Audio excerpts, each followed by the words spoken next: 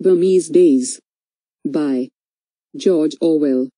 Burmese Days is the first novel by English writer George Orwell, published in 1934, set in British Burma during the waning days of empire, when Burma was ruled from Delhi as part of British India. It is a portrait of the dark side of the British Raj. At the center of the novel is John Flory, the lone and lacking individual trapped within a bigger system that is undermining the better side of human nature. The novel describes corruption and imperial bigotry in a society where, after all, natives were natives. Interesting, no doubt, but finally, an inferior people. Burmese Days was first published further afield, in the United States, because of concerns that it might be potentially libelous, that the real provincial town of Katha had been described too realistically, and that some of its fictional characters were based too closely on identifiable people. A British edition, with altered names, appeared a year later. Nonetheless, Orwell's harsh portrayal of colonial society was felt by some old Burma hands to have rather let the side down. In a letter from 1946, Orwell wrote, "I dare say it's unfair in some ways and inaccurate in some details, but much of it is simply reporting what I have seen. Characters: John, in some editions, James, Flory, referred to as just Flory throughout the novel. He is the central character, a timber merchant in his mid-30s. He has a long, dark blue birthmark that stretches from his eye to the side of his mouth on his left cheek, and he tries to avoid showing people the left side of his face as he thinks the birthmark is hideous. Whenever he is ashamed or looks down upon himself, he remembers his birthmark, a symbol of his weakness. He is very friendly with the Indian doctor Veeraswamy, and appreciates Burmese culture. This brings him into conflict with members of the club, who dislike his slightly radical views, because of his rather shy personality and the fact that he dislikes quarrels. He is an easy target in arguments, especially with Ellis. This discourages him from fully advocating for the Burmese. He suffers a great deal emotionally because he is infatuated with Elizabeth. All he can think about is Elizabeth, but they have conflicting interests and she does not reciprocate the love. Flory supports the Burmese whereas Elizabeth regards them as beasts. Flory wants Elizabeth to appreciate him, especially with his hindering birthmark. Yet he wants to support the Burmese. Due to his indecisive personality, he is caught between supporting the Burmese and the English. After Elizabeth leaves Flory the second time, he commits suicide. Elizabeth Lacustain, an unmarried English girl who has lost both her parents and comes to stay with her remaining relatives, the Lacustains, in Burma. Before her flighty mother died, they had lived together in Paris. Her mother fancied herself an artist, and Elizabeth grew to hate the bohemian lifestyle and cultural connections. Elizabeth is 22, tallish for a girl, slender, with fashionably short hair and wears tortoise-shell glasses. Throughout the novel, she seeks to marry a man because her aunt keeps pressuring her and she idolizes wealth and social class, neither of which she could achieve without a husband during this time period. When she first meets Flory, he falls in love because he values white women over Burmese women. After leaving Flory for the first time, she courts Verrill, who leaves her abruptly without saying goodbye. The second time she leaves Flory, and following his suicide, she marries Deputy Commissioner McGregor, Mr. Lacustain, Elizabeth's uncle and Mrs. Lacustain's husband. Lacustain is the manager of a timber firm. He is a heavy drinker whose main object in life is to have a good time. However, his activities are curtailed by his wife, who is ever watching like a cat over a bloody mousehole, because ever since she returned after leaving him alone one day to find him surrounded by 3 naked Burmese girls, she does not trust him alone. Lacustain's lechery extends to making sexual advances towards his niece, Elizabeth. Mrs. Lacustain, Elizabeth's aunt and Mr. Lacustain's wife. Mrs. Lacustain is a woman of about 35. Handsome in a contourless, elongated way, like a fashion plate. She is a classic Mem Sahib, the title used for wives of officials in the Raj. Both she and her niece have not taken to the alien country or its culture. In Burmese Days, Orwell defines the Mem Sahib as yellow and thin, scandal-mongering over cocktails. Living 20 years in the country without learning a word of the language. And because of this, she strongly believes that Elizabeth should marry an upper-class man who can provide her with a home and accompanying riches. She pesters Elizabeth into finding a husband. First she wants her to wed Verrill. Then after he leaves, Flory. Dr. Veeraswamy. An Indian doctor and a friend of Flory's. He has nothing but respect for the British colonists and often refers to his own kind as being lesser humans than the English. Even though many of the British, including Ellis, don't respect him, Veeraswamy and Flory often discuss various topics, with Veeraswamy presenting the British point of view and Flory taking the side of the Burmese. Dr. Veeraswamy is targeted by Upokyi in pursuit of membership of the European Club. Dr. Veeraswamy wants to become a member of the club so that it will give him prestige, which will protect him from Upokyi's attempt to exile him from the district. Because he respects Flory, he does not pester him to get him admitted into the club. Eventually Upokyi's plan to exile Dr. Veeraswamy comes through. He is sent away to work in another rundown hospital elsewhere. Upokyi, a corrupt and cunning magistrate, who is hideously overweight, but perfectly groomed and wealthy. He is 56 and the U in his name is his title, which is an honorific in Burmese society. He feels he can commit whatever wicked acts he wants. Cheat people of their money, jail the innocent, abuse young girls. Because although, according to Buddhist belief, those who have done evil in their lives will spend their next incarnation in the shape of a rat, frog, or some other low animal, he intends to provide against these sins by devoting the rest of his life to good works such as financing the building of pagodas, and balance the scales of karmic justice. He continues his plans to attack Dr. Veeraswamy, instigating a rebellion as part of the exercise, to make Dr. Veeraswamy look bad and eliminate him as a potential candidate of the club, so he can secure the membership for himself. He believes his status as a member of the club will seize the intrigues that are directed against him.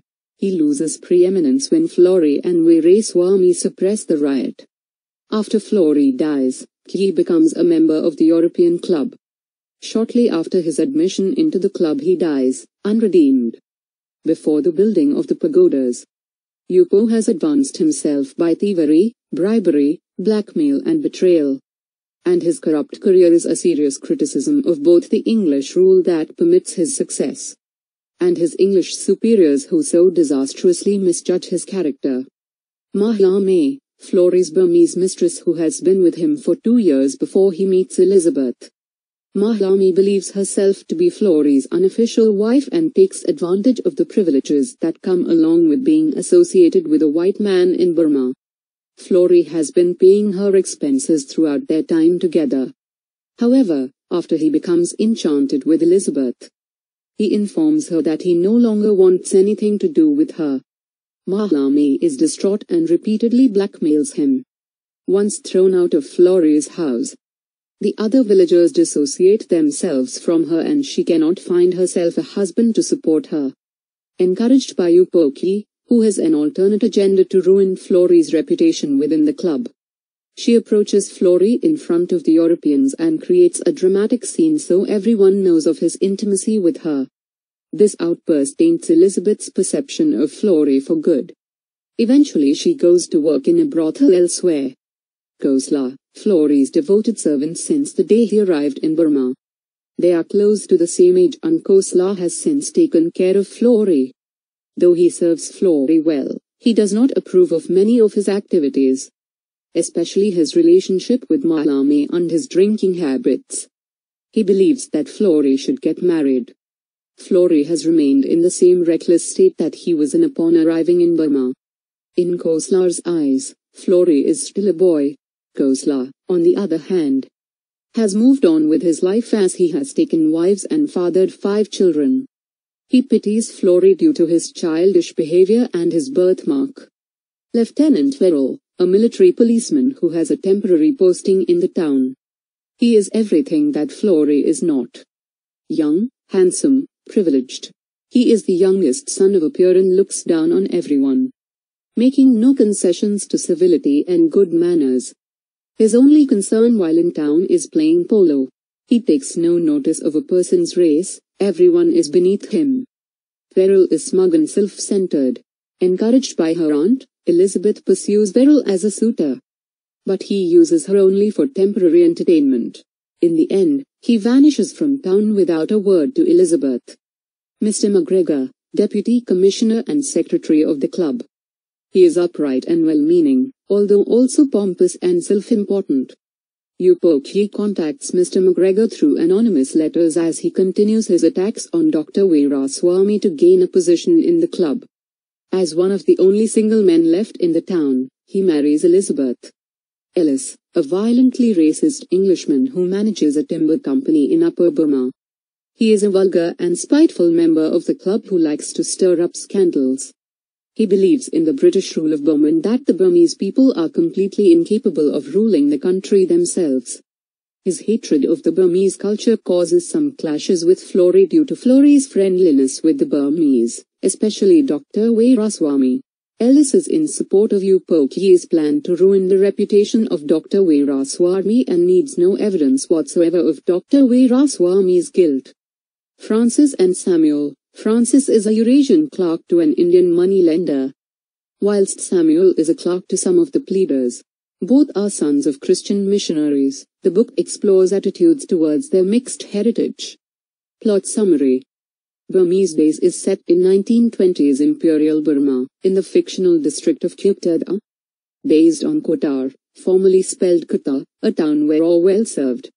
Like the fictional town, it is the head of a branch railway line above Mandalay on the Irrawaddy River. As the story opens, Upokyi, a corrupt Burmese magistrate, is planning to destroy the reputation of the Indian, Dr. Veeraswamy.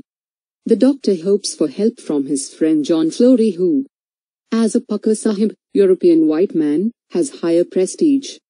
Dr. Veeraswamy also desires election to the town's European club, of which Flory is a member, expecting that good standing among the Europeans will protect him from Upokyi's intrigues. Upokyi begins a campaign to persuade the Europeans that the doctor holds anti-British opinions, in the belief that anonymous letters with false stories about the doctor will work wonders. He even sends a threatening letter to Flory. John Flory, a jaded 35-year-old teak merchant with a birthmark on his face in the shape of a ragged crescent, spends 3 weeks of every month acquiring jungle timber, friendless among his fellow Europeans and unmarried. But with a Burmese mistress, he has become disillusioned with life in an expatriate community centered round the local European club in a remote provincial town. At the same time, he has become so embedded in Burma that it is impossible for him to leave and return to England. Flory has one good friend, the Indian, Dr. Veeraswamy, whom he often visits for what the doctor delightedly calls cultured conversation. But when Flory dismisses the British as mere money-makers, living a lie, the lie that we're here to uplift our poor black brothers instead of to rob them, he provokes consternation in the doctor, who defends the British as the efficient administrators of an unrivaled empire. Toward his mistress, Flory is emotionally ambivalent. On the one hand, Flory loves Burma and craves a partner who will share his passion, which the other local Europeans find incomprehensible. On the other hand, for essentially racist reasons, Flory feels that only a European woman is acceptable as a partner. Flory's wish seems to be answered with the arrival of Elizabeth Lackestein, the orphaned niece of Mr. Lackestein, manager of the local timber firm. Flory rescues her when she believes she is about to be attacked by a small water buffalo. He is immediately taken with her and they spend some time together, culminating in a highly successful shooting expedition. Flory shoots a leopard, promising the skin to Elizabeth as a trophy. Lost in romantic fantasy, Flory imagines Elizabeth to be the sensitive object of his desire, the European woman who will understand him and give him the companionship he needed. He turns Mahyame, his pretty, scheming Burmese mistress, out of his house. However, whereas Flory extols the virtues of the rich culture of the Burmese, the latter frighten and repel Elizabeth, who regards them as beastly. Worse still is Flory's interest in high art and literature, which reminds Elizabeth of her pretentious mother who died in disgrace in Paris of ptomaine poisoning as a result of living in squalid conditions while masquerading as a bohemian artist. Despite these reservations, of which Flory is entirely unaware, she is willing to marry him to escape poverty, spinsterhood, and the unwelcome advances of her perpetually inebriated uncle. Flory is about to ask her to marry him, but they are interrupted first by her aunt and secondly by an earthquake. Mrs. Lacustine's interruption is deliberate because she has discovered that a military police lieutenant named Verrill is arriving in Katha. As he comes from an extremely good family, she sees him as a better prospect as a husband for Elizabeth. Mrs. Lacustine tells Elizabeth that Flory is keeping a Burmese mistress as a deliberate ploy to send her to Verrill. Indeed, Flory had been keeping a mistress, but had dismissed her almost the moment Elizabeth had arrived. Elizabeth is appalled and falls at the first opportunity for Verrill, who is arrogant and ill-mannered to all but her. Flory is devastated and after a period of exile attempts to make amends by delivering to her the leopard skin. A bungled curing process has left the skin mangy and stinking and the gesture merely compounds his status as a poor suitor. When Flory delivers it to Elizabeth she accepts it regardless of the fact that it stinks and he talks of their relationship, telling her he still loves her. She responds by telling him that unfortunately the feelings aren't mutual and leaves the house to go horse riding with Verrill.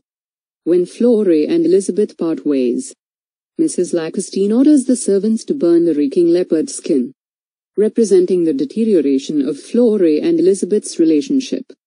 Upoki's campaign against Dr. Veeraswamy turns out to be intended simply to further his aim of becoming a member of the European Club in Katha. The club has been put under pressure to elect a native member and Dr. Veeraswamy is the most likely candidate. Upoki arranges the escape of a prisoner and plans a rebellion for which he intends that Dr. Veeraswamy should get the blame. The rebellion begins and is quickly put down, but a native rebel is killed by acting divisional forest officer, Maxwell. Uncharacteristically courageous, Flory speaks up for Dr. Veeraswamy and proposes him as a member of the club. At this moment the body of Maxwell, cut almost to pieces with dars by two relatives of the man he had shot, is brought back to the town. This creates tension between the Burmese and the Europeans which is exacerbated by a vicious attack on native children by the spiteful arch-racist timber merchant, Ellis. A large but ineffectual anti-British riot begins and Flory becomes the hero for bringing it under control with some support by Dr. Veeraswamy. Upoki tries to claim credit but is disbelieved and Dr. Veeraswamy's prestige is restored. Verrill leaves Katha without saying goodbye to Elizabeth and she falls for Flory again. Flory is happy and plans to marry Elizabeth. However, Upoki has not given up. He hires Flory's former Burmese mistress to create a scene in front of Elizabeth during the sermon at church. Flory is disgraced and Elizabeth refuses to have anything more to do with him. Overcome by the loss and seeing no future for himself, Flory kills first his dog, and then himself. Dr. Veeraswamy is demoted and sent to a different district and Upoki is elected to the club. Upoki's plans have succeeded and he plans to redeem his life and cleanse his sins by financing the construction of pagodas. He dies of apoplexy before he can start building the first pagoda and his wife envisages him returning to life as a frog or rat.